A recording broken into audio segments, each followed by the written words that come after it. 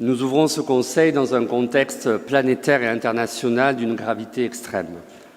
Cette semaine, les scientifiques ont confirmé que l'acidification des océans constitue la 7e limite planétaire franchie sur 9. Après le climat, la biodiversité, l'eau douce, les sols, l'azote et le phosphore, c'est un nouvel équilibre vital qui bascule. L'ensemble des limites qui conditionnent l'habitabilité de la Terre est désormais dépassé. Chaque alerte rappelle que l'urgence écologique est là et que les demi-mesures ne suffisent plus. Au même moment, la guerre continue à Gaza. Lundi soir, la France a reconnu l'État de Palestine. Ce geste attendu depuis des décennies est une étape forte. Mais ne nous trompons pas, cette reconnaissance ne mettra pas fin au génocide en cours, ni au bombardement, ni à la colonisation illégale, ni à la famine qui décime un peuple. La France doit traduire ce symbole en actes. Sanctions contre le gouvernement israélien et les colons violents, embargo sur les armes, interdiction des produits issus des colonies. Sans cela, la reconnaissance restera lettre morte.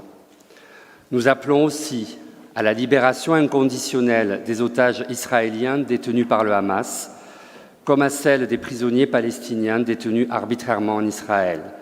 La paix ne viendra qu'avec justice et réciprocité.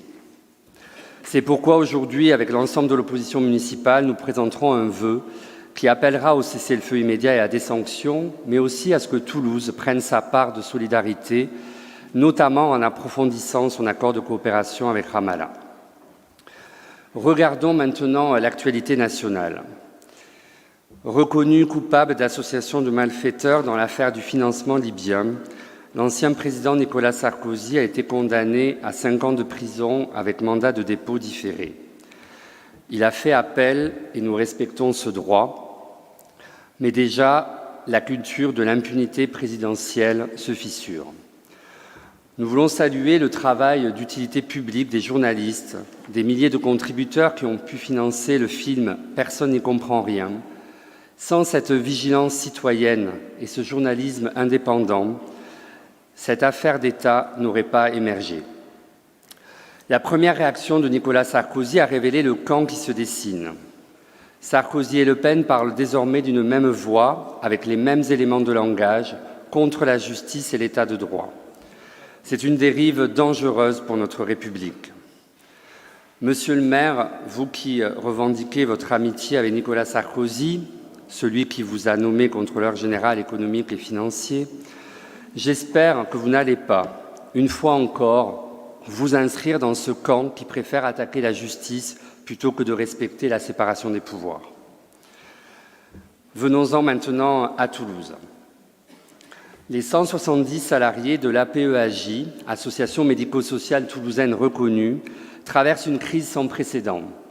Un management brutal, une souffrance dénoncée par le médecin et l'inspection du travail et désormais une répression syndicale.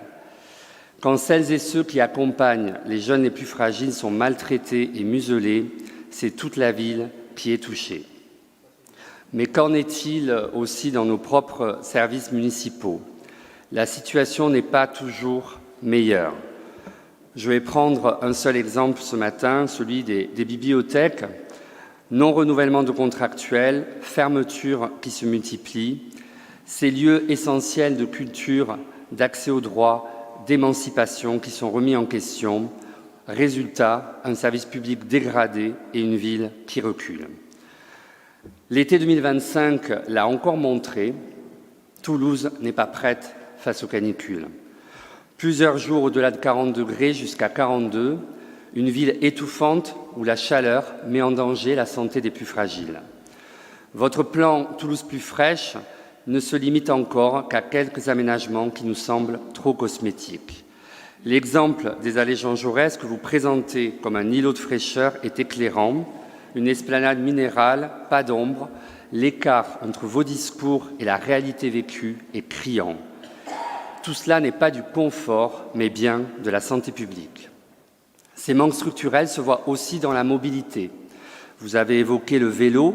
Il se trouve que le baromètre vélo 2025 a classé Toulouse seulement, je cite, « moyennement favorable aux cyclistes ». Là aussi, le vrai visage de votre politique sort. Vous faites beaucoup de communication, des aménagements, mais il reste beaucoup d'aménagements discontinus et un maillage trop lent pour une ville qui reste encore d'abord pensée pour la voiture. La rentrée scolaire confirme aussi ces manques. Partout, la colère des parents monte. Par exemple, à l'école maternelle Buffon, où des classes ont été fermées à la rentrée, malgré des effectifs déjà chargés, mais aussi aujourd'hui dans des écoles REP+, où les surcharges restent la norme. Nous observons aussi toujours pas d'AESH pour accompagner les enfants en situation de handicap. Quant aux bâtiments, pour ce qui nous concerne, beaucoup restent vétustes. L'hiver, on y grelotte, l'été, on y suffoque.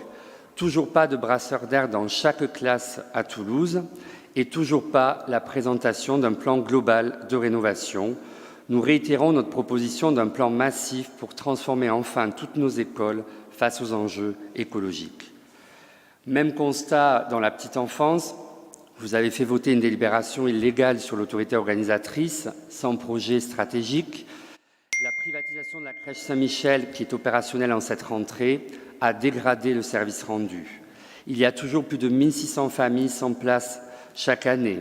Les refus pénalisent particulièrement les plus précaires à cause d'un système de points inadapté. Et aujourd'hui encore, vous nous demanderez de valider l'extension d'une crèche privée lucrative qui cherche à dégager des profits au détriment du personnel et des enfants.